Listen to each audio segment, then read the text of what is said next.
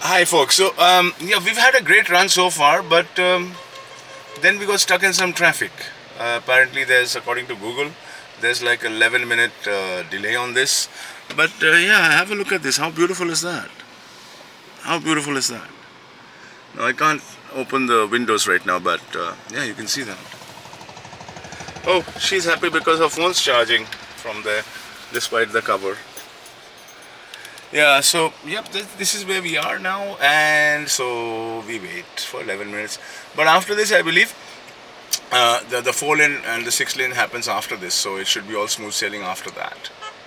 So catch up with you guys soon. It seems to be moving. So a thumb rule: um, uh, if there's cars coming from the opposite side, which means that our side will also be released at some point, but it'll be faster. However, if there are no cars coming from the other side, then you can be stuck for a very, very long time.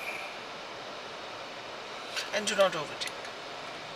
Do not overtake. How will you over? There's no room for overtaking here. People still try. They try, but they fail. It's not gonna. They just block up the whole traffic after Exactly. that. Yeah.